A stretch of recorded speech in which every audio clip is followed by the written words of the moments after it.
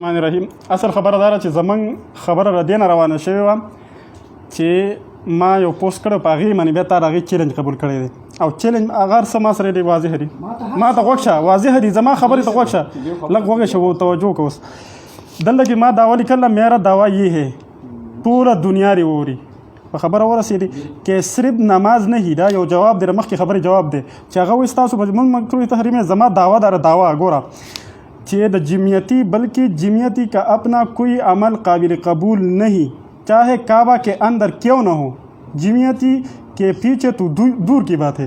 د جمعیتی خپل اس عمل نه قبول دا غي به زه وضاحت زه ته اوس وضاحت کوم منقه صفا خبردار چې د جمعیتی اس عمل قبول نه ولی د دو کتابونو کې داسې شرکیات او بدعات دي چې د هغوی د وجه نه دوی په کعبه کې دندم عملو کې نو دا قابل قبول نه دي.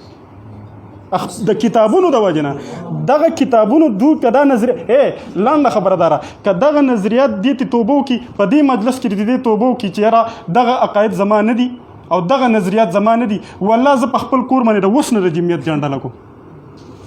زمونږ خو د میدان د مسالې جنګ دی.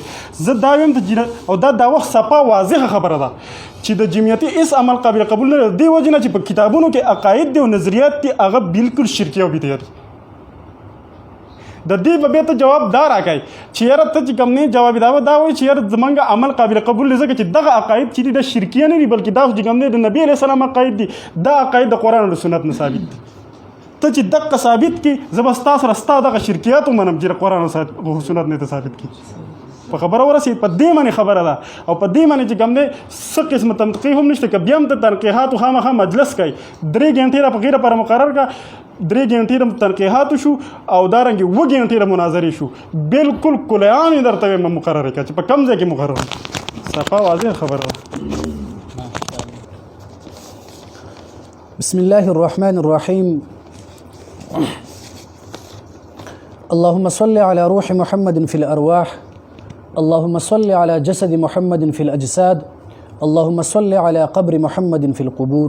صدق الله العظیم. انداز و بیاں گرچہ میرا شوق نہیں ہے، انداز و بیاں گرچہ میرا شوق نہیں ہے، شاید کہ اتر جائے تیرے دل میں میری بات. محترم تا خبری وکړه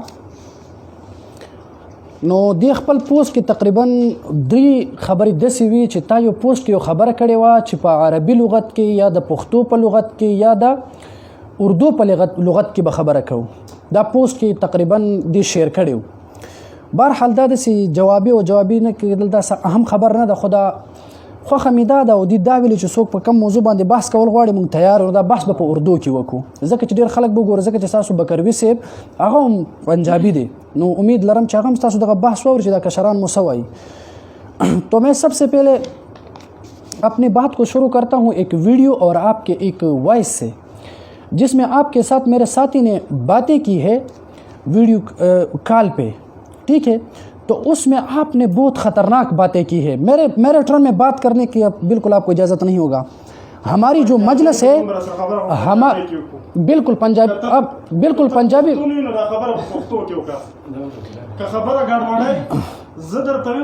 اپنے